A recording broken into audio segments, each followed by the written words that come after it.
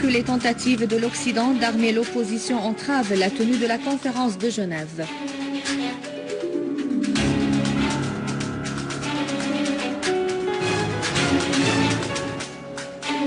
L'armée arabe syrienne poursuit la traque des terroristes et leur inflige de lourdes pertes en vie et en matériel.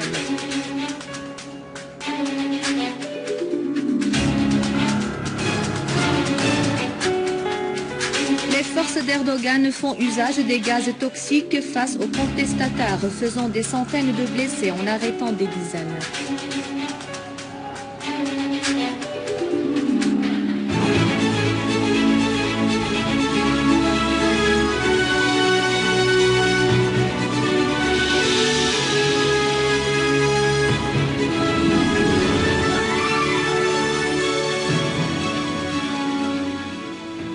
Les détails du journal Bonsoir, le ministre russe des Affaires étrangères Sergei Lavrov a affirmé que les tentatives de l'Occident d'armer l'opposition syrienne entravent les efforts déployés pour tenir la conférence internationale prévue sur la Syrie. Dans une conférence de presse tenue conjointement avec son homologue brésilien Antonio Patriota, au terme de leurs entretiens à Rio de Janeiro, Lavrov a indiqué que le communiqué de l'opposition syrienne avait souligné que la tenue de la conférence est possible uniquement en cas de la récupération de l'équilibre militaire sur le terrain, disant « Si ceci a été pris en considération, nous ne tiendrons pas la conférence ». Il a ajouté que la complicité avec des personnalités opposantes et le fait de les armer pour récupérer certaines zones est un comportement contre la tenue de la conférence. Lavrov a précisé que la Russie assiste sur l'invitation des pays voisins de la Syrie ainsi que l'Iran pour prendre part à la conférence. Lavrov a fait noter que l'initiative de la Russie d'envoyer des forces russes pour remplacer les forces autrichiennes à Lundov vise à rétablir la stabilité au Moyen-Orient. De son côté, Patriota a affirmé l'appui de son pays à la tenue de la conférence internationale sur la Syrie en vue d'y mettre fin à la violence, soulignant que la date de la tenue de la conférence n'a pas été fixée en raison de la non-clarté dans la position de l'opposition syrienne.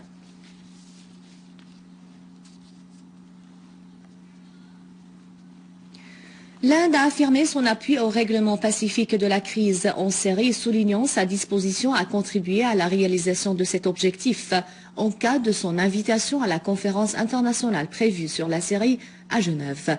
Un responsable à haut niveau au ministère indien des Affaires étrangères a fait noter que la position de son pays était claire dès le début de la crise en Syrie et porte sur le rejet de la gérance étrangère et le bannissement de la violence, tout en mettant en exergue les relations étroites entre l'Inde et la Syrie. Il a exprimé l'inquiétude profonde de son pays vis-à-vis des actes perpétrés par les groupes terroristes armés en Syrie, de l'appui de la Turquie, du Qatar et de l'Arabie saoudite à ces groupes et des conséquences de la levée de l'embargo aux armes destinées à l'opposition syrienne. Une source responsable a démenti les nouvelles véhiculées par certains médias sur le contrôle par les groupes terroristes armés des parties de l'aéroport militaire de Minner à Alep.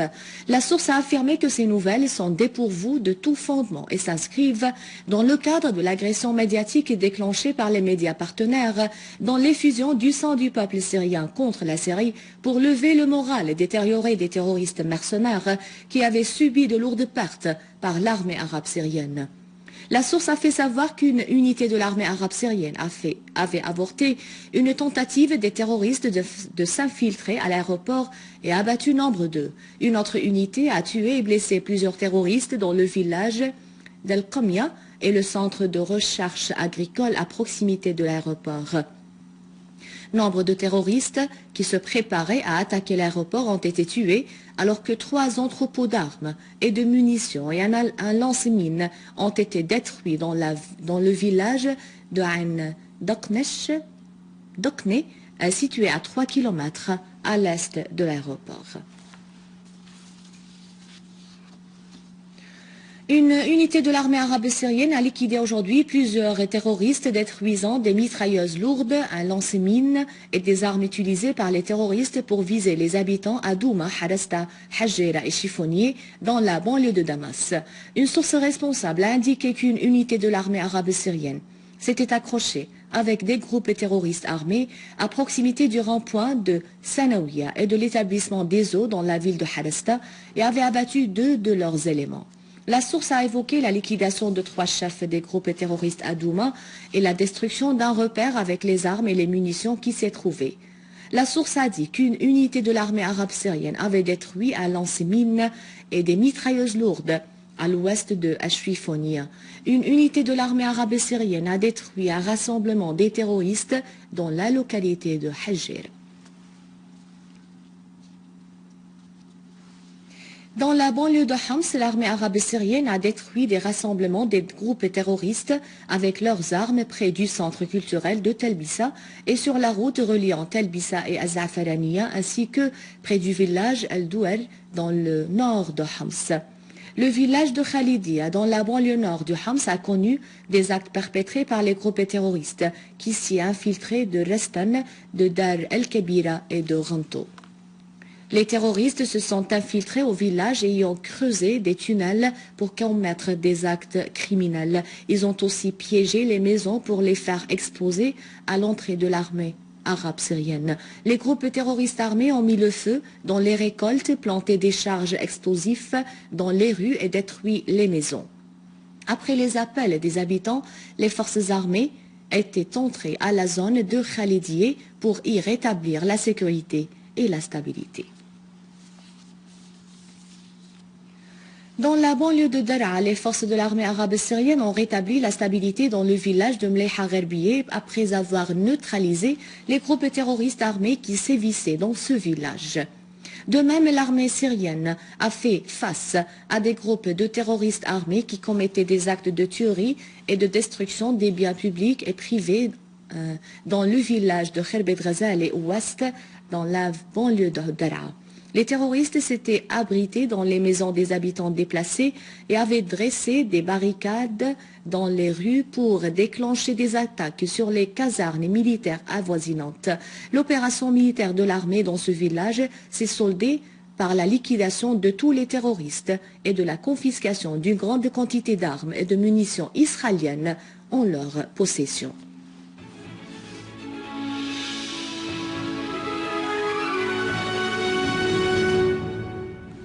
La police turque a lancé la nuit dernière, sans avertissement, des gaz lacrymogènes envers des milliers de manifestants sur la place Taksim, en continuant à réprimer les protestataires pacifiques qui réclament la démission du gouvernement de Recep Tayyip Erdogan.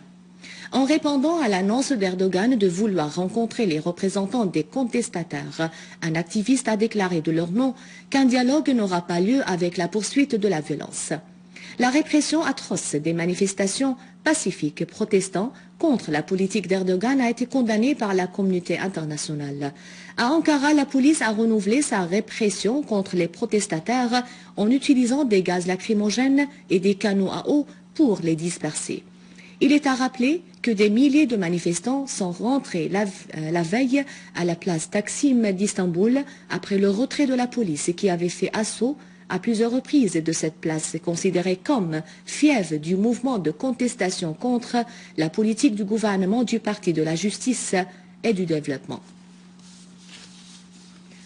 Le guide suprême de la révolution iranienne, Ali Khamenei, a appelé à une vaste participation aux élections présidentielles prévues après-demain. Khamenei a estimé que la forte participation aux élections va décevoir les ennemis et va réduire leur pression. De son côté, le chef des forces de la sécurité intérieure, Ismail Ahmadi, a fait savoir que tous les potentiels se mobilisent pour assurer la sécurité aux élections auxquelles prendront part environ 50 millions d'électeurs pour choisir le nouveau président du pays parmi 6 candidats.